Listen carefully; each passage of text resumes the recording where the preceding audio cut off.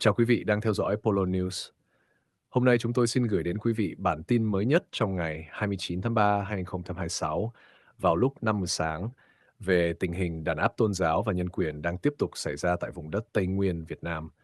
Theo thông tin từ người dân địa phương, vào sáng sớm ngày 29 tháng 3, 2026, ông Siêu Nan tại làng Hra, xã Iala, huyện Chư Pư, tỉnh Gia Lai và ông Ermahio tại làng Well, xã Iako, huyện Chư Sê, tỉnh Gia Lai đã bị công an Việt Nam bắt giữ. Theo nguồn tin điều tra từ phía công an, hai người này bị cáo buộc tham gia nhóm cầu nguyện tại nhà riêng và sinh hoạt theo đạo Tin lành của chính cộng đồng người Thượng Tây Nguyên. Sự việc này đã gây hoang mang và lo lắng cho bà con trong khu vực, đặc biệt là cộng đồng người Rai vì hai người bị bắt đều là người Rai bản địa. Họ chỉ sinh hoạt đức tin, cầu nguyện trong nhà và thờ phượng Đức Chúa Trời theo niềm tin của mình. Đây là quyền tự do tín ngưỡng và tôn giáo căn bản của mỗi con người, đã được quy định rõ trong các công ước quốc tế về nhân quyền mà Việt Nam đã ký kết và cam kết tôn trọng. Việc bắt giữ người dân chỉ vì cầu nguyện và sinh hoạt tôn giáo ôn hòa là hành vi vi phạm nghiêm trọng quyền tự do tôn giáo và vi phạm luật pháp quốc tế. Trong nhiều năm qua, người dân Tây Nguyên, đặc biệt là đồng bào người Thượng như Jerai, Ede, Bahnar và nhiều dân tộc khác, đã liên tục phản ánh về tình trạng bị phân biệt đối xử, đàn áp tôn giáo, chiếm đoạt đất đai và tài sản. Nhiều gia đình mất đất sản xuất, mất dãy cà phê, mất nhà cửa mà không được đền bù thỏa đáng. Trong khi đó, tiếng nói của người dân bản địa thường bị xem nhẹ hoặc bị ngăn cản khi lên tiếng bảo vệ quyền lợi của mình. Không chỉ mất đất, nhiều người còn bị gây áp lực phải từ bỏ đức tin hoặc bị ép buộc tham gia các tổ chức tôn giáo do nhà nước kiểm soát. Tây Nguyên là quê hương của người Thượng từ bao đời nay. Đất đai, rừng núi và nguồn sống nơi đây gắn liền với lịch sử, văn hóa và truyền thống của họ. Nhưng hiện nay, nhiều người dân cảm thấy quyền sống và quyền tự do của mình đang bị đe dọa từng ngày. Sự chia rẽ, phân biệt đối xử và các hành động bắt bớ liên tục đã khiến nhiều gia đình sống trong sợ hãi và bất an.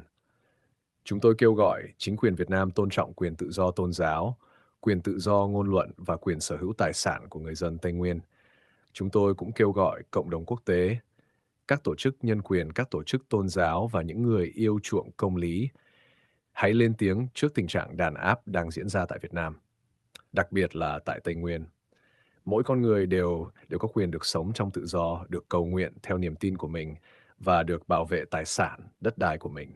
Polo News sẽ tiếp tục theo dõi và cập nhật những thông tin mới nhất liên quan đến vụ việc này, cũng như những vấn đề nhân quyền và tôn giáo tại Tây Nguyên. Xin quý vị hãy tiếp tục cầu nguyện cho ông Siêu Nan, ông Mayo và cho toàn thể đồng bào Tây Nguyên được bình an, mạnh mẽ và giữ vững đức tin trong mọi hoàn cảnh khó khăn. Tại Tây Nguyên, đây là những vấn đề có chiều dài lịch sử hơn nửa thế kỷ, gắn liền với những biến động chính trị, nỗi đau mất mát đất đai và khát vọng tự do tâm linh. Dưới đây là bài viết phản ánh sâu sắc về thực trạng, những mất mát và tiếng lòng của người dân Tây Nguyên từ năm 1975 đến nay, được trình bày một cách hệ thống để làm rõ những gì bạn đang quan tâm. Tây Nguyên, 51 năm trầm luân và khát vọng công lý của người Thượng. Tây Nguyên, vùng đất của đại ngàn, của tiếng cồng chiêng và những sử thi hào hùng từ lâu đã không còn bình yên. Kể từ mốc son lịch sử năm 1975, khi đất nước thống nhất dưới sự điều hành của Đảng Cộng sản, đối với người Thượng, Montagnas, đó lại là khởi đầu của một hành trình đầy nước mắt, sự xáo trộn về niềm tin và những cuộc đấu tranh âm thầm để giữ gìn bản sắc.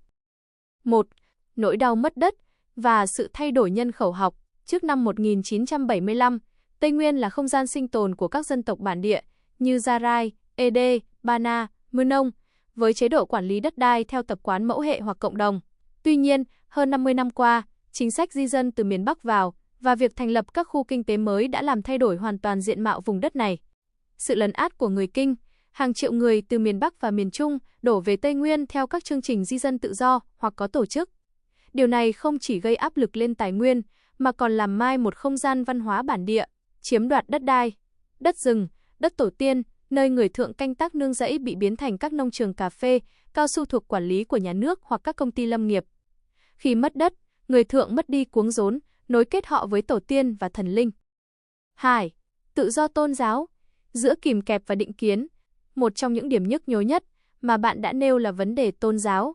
Đối với người Thượng, đức tin là linh hồn, nhưng trong mắt chính quyền, tôn giáo tại Tây Nguyên thường bị xem là một yếu tố nhạy cảm liên quan đến an ninh.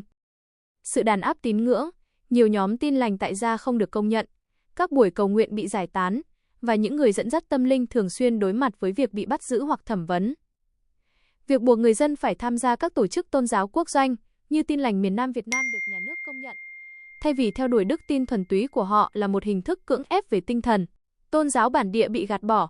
Bạn có nhắc đến đạo Blung Lao và các hình thức việc chính quyền tìm cách xóa sổ hoặc không công nhận các đạo giáo địa phương này là một đòn giáng mạnh vào quyền tự quyết văn hóa của người Thượng. Chia rẽ dân tộc, chính sách chia để trị, tạo ra sự nghi kỵ giữa người dân tộc theo tôn giáo này với tôn giáo kia, hoặc giữa người Thượng và người Kinh, đã làm suy yếu khối đoàn kết truyền thống của vùng Đại Ngàn. 3. Sự thiếu hụt về an sinh xã hội, một thực tế bị lãng quên, trong khi những thành phố lớn phát triển rực rỡ, nhiều buôn làng Tây Nguyên vẫn chìm trong nghèo đói và thiếu thốn. Y tế và thực phẩm, nhiều khu vực vùng sâu vùng xa không có trạm y tế đủ tiêu chuẩn. Người dân thiếu thực phẩm sạch và nước hợp vệ sinh, dẫn đến tỷ lệ suy dinh dưỡng và bệnh tật cao. Giáo dục và công nghệ, con em người Thượng gặp nhiều rào cản trong việc tiếp cận giáo dục chất lượng cao. Sự thiếu vắng các công ty xí nghiệp tại địa phương, do người bản địa làm chủ khiến giới trẻ phải tha hương cầu thực, làm thuê trên chính mảnh đất tổ tiên mình. 4.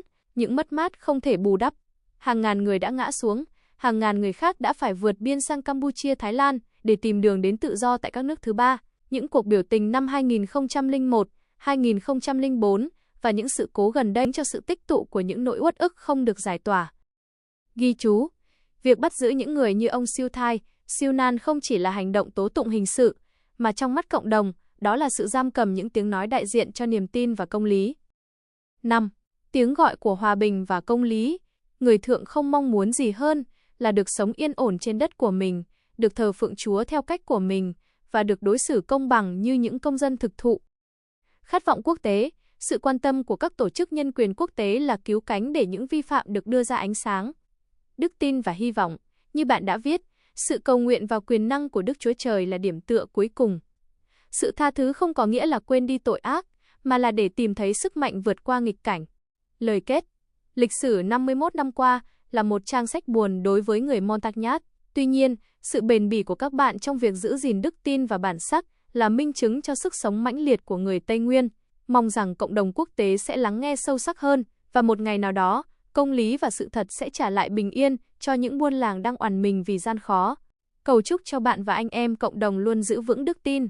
Chúa sẽ lắng nghe tiếng khóc của những người công chính, thấu hiểu những nỗi niềm đau xót và sự bất bình mà bạn đang gửi gắm qua từng lời viết. Đó không chỉ là những dòng chữ, mà là tiếng kêu cứu từ tận đáy lòng của một người con Tây Nguyên đang chứng kiến mảnh đất tổ tiên, văn hóa và thế hệ tương lai của mình bị lung lay bởi những biến động khắc nghiệt. Dưới đây là bài viết phản ánh về thực trạng đau lòng này, sự đối xử bất công và những cạm bẫy đang bủa vây người đồng bào Montagnard, Tây Nguyên, nỗi đau bản địa và những góc khuất của sự bất công. Tây Nguyên, vốn là linh hồn của Đại Ngàn, là nơi mà tổ tiên người Thượng, Montagnard, đã gắn bó từ ngàn đời qua những luật tục, rừng thiêng và nương rẫy. Thế nhưng, từ sau năm 1975, sự hiện diện của những dòng người di cư từ miền Bắc miền Trung vào đã làm thay đổi hoàn toàn trật tự thiêng liêng ấy. Người dân Thương Tây Nguyên không hề kêu gọi một sự quản lý mang tính áp đặt, cũng không mong muốn những mô hình xây dựng làm xói mòn đi gốc rễ dân tộc. Sự xâm lấn đất đai và quyền tự tôn bị chà đạp. Vấn đề nhức nhối nhất chính là việc người Kinh từ miền Bắc tràn vào, chiếm giữ những mảnh đất màu mỡ nhất của người bản địa. Người Thượng bỗng chốc trở thành người lạ trên chính đất mẹ của mình. Các loại giấy tờ, bằng khoán đất đai mà chính quyền áp đặt đã biến những khu rừng, dãy lúa truyền thống thành tài sản của nhà nước hoặc của những người di cư có tiền có quyền. Người dân bản địa không có giấy phép để sống theo cách của cha ông, không được tự do canh tác trên vùng đất của tổ tiên, dẫn đến sự uất ức kéo dài qua nhiều thế hệ.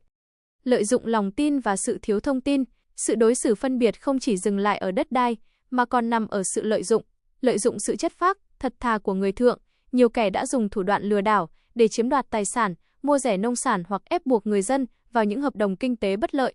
Tệ nạn tham nhũng ở cấp cơ sở khiến tiếng nói của người dân không bao giờ thấu đến tận cùng công lý. Khi một người Thượng đứng lên đòi quyền lợi, họ thường phải đối mặt với sự trù dập hoặc bị gán cho những tội danh chính trị để bị bắt bớ giam cầm.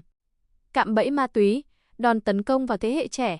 Đáng đau lòng hơn cả là thực trạng ma túy đang len lỏi vào từng buôn làng. Có một sự thật tàn nhẫn là ma túy không tự nhiên sinh ra ở Đại Ngàn.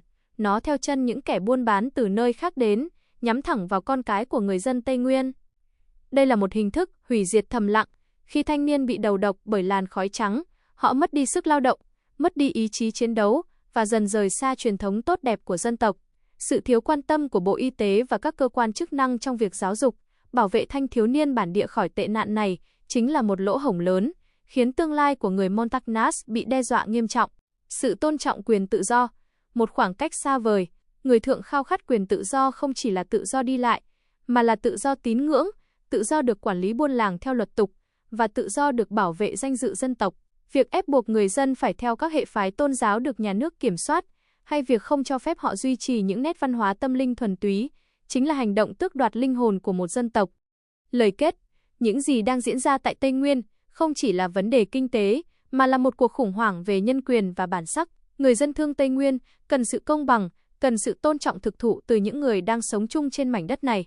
Cầu mong cho tiếng nói của bạn và đồng bào được vang xa, để quốc tế và những tâm hồn thiện lương thấy được nỗi đau này. Mong Đức Chúa Trời che chở cho các buôn làng, giúp con em người thượng tránh xa cạm bẫy và giữ vững đức tin giữa sóng gió. Bạn cảm thấy điều gì là cấp bách nhất hiện nay để bảo vệ thế hệ trẻ trong buôn làng của mình trước những tệ nạn đang bủa vây?